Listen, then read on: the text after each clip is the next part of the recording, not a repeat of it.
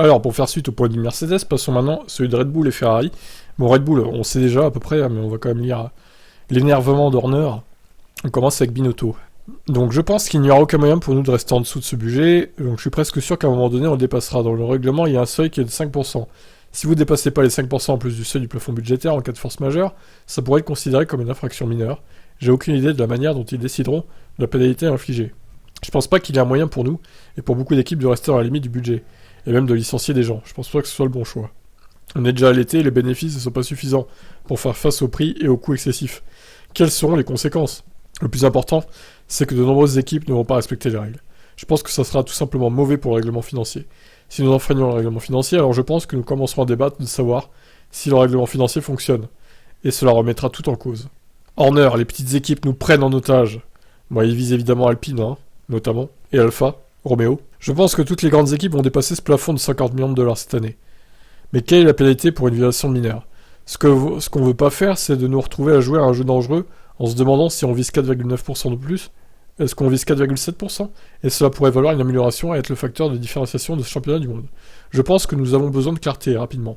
Il n'est pas normal que nous soyons tenus en otage par quelques équipes qui ne sont pas concernées. Ça n'a jamais été le but du plafond budgétaire. Le plafond budgétaire était là pour empêcher les meilleures équipes de se lancer dans une frénésie de dépenses. Aucun d'entre nous ne pouvait prévoir, lorsque nous avons établi les chiffres du plafond budgétaire qui a été réduit de 30 millions pendant la pandémie, des événements mondiaux qui entraînent l'inflation. Nous ne savons même pas quelle sera cette inflation au second semestre. Et nous voyons tous le coût de la vie, la hausse des coûts et les factures des services publics montant en flèche. Où ça va-t-il aller dans les 6 prochains mois ? Nous avons donc besoin que la FIA prenne des mesures précoces à ce sujet, car nous arrivons au milieu de l'année, et vous ne pouvez pas faire grand-chose. Nous avons également une responsabilité envers nos employés.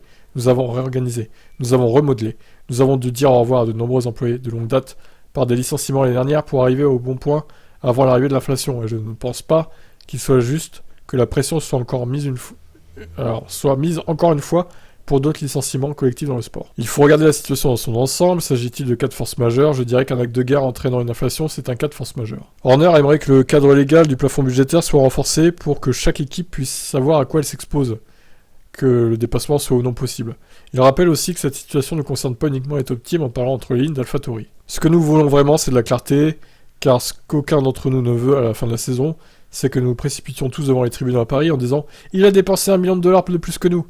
Nous devons donc parvenir à un seuil raisonnable.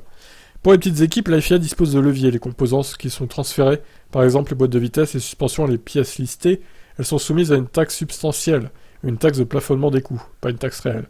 Peut-être que la FIA peut envisager de la réévaluer, car même les équipes qui jouent la 7ème place envisagent de dépasser le plafond budgétaire en ce moment, en raison de certaines de ces taxes effectives. Ok, donc en gros il y a 5% de marge. Donc d'après ce que je comprends, dans ces 5%, il n'y aurait pas de pénalité. S'ils sont dépassés, 5%, ça fait 7 millions de dollars sur un budget de 140. Donc c'est quand même pas rien, ça fait 147 millions au final. Donc écoutez, je sais pas trop quoi penser. Honnêtement, je suis plutôt du côté des petites équipes qui veulent pas qu'on augmente le plafond budgétaire. Mais en même temps, je comprends aussi les top teams.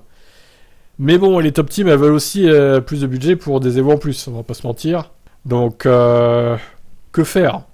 Compliqué là, j'aimerais pas être à la place de la F1, de la FIA. Je vous laisse commenter, ciao.